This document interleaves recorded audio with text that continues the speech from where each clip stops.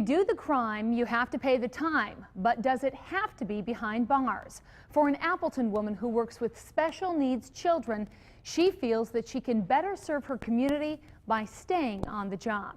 On special assignment tonight, we're asking you to weigh in. But first, Fox 11's Mark Leland explains the crime and punishment involved.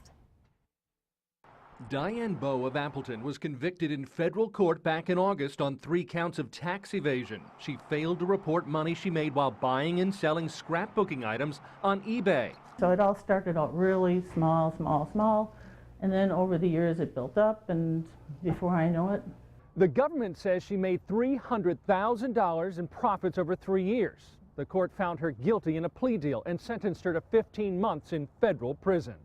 I think white-collar offenses in particular have a strong element of deterrence to them, and I think to deter others from committing this kind of behavior, a fair and just sentence has to be imposed, and I think was imposed in this case. My only crime is that I did not pay taxes on the money. That's what I didn't do, and I'm sorry for it, and I want to make restitution. I truly want to make restitution. Bowe was ordered to pay the IRS $86,000 and Hobby Lobby more than $2 million.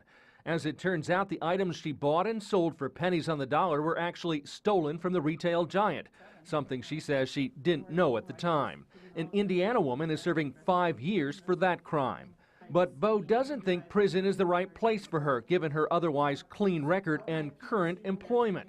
For the past 3 years, she has worked as a caregiver to children with physical and mental disabilities at the licensed Wegner Family Foster Home in Kimberly. During that time, she has become a trusted key figure in the children's lives. A bond with each child is one that is difficult and takes time to form. Let's show them. Come on, you want to wheel yourself over?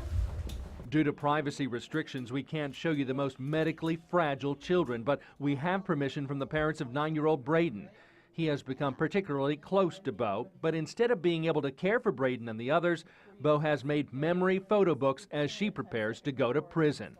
And I'm not sure why it's going to do anybody any good to put me there, but someone must know something I don't know, I guess.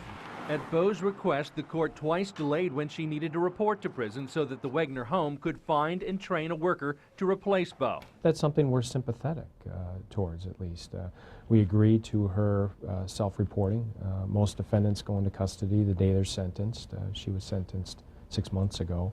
But 2 weeks ago, with time running out, Bowe filed a motion to modify her sentence. She asked the court to allow her to serve her time under house arrest working at the Wegner home. The home's owner, Kathy Wegner, says the children dependent on care workers will be penalized too if Bowe goes to prison. But preparing for the worst, she has finally found workers she can at least train to fill in. Are they going to be able to really replace Diane's role here?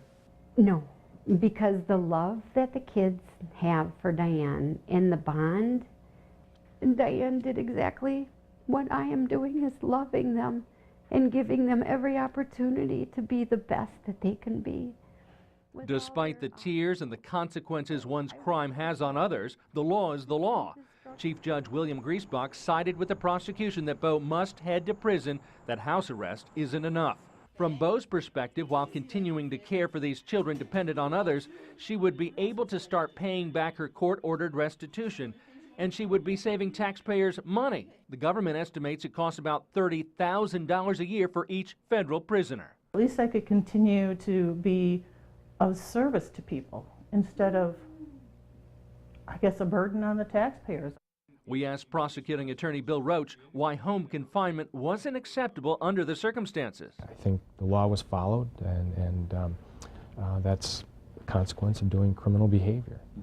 We're of the belief that to promote respect for the law and reflect the seriousness of the offense and the other factors that come into play at sentencing, that it's time to serve your sentence. Bowe reports to prison tomorrow, leaving in her place those memory scrapbooks she made for the children.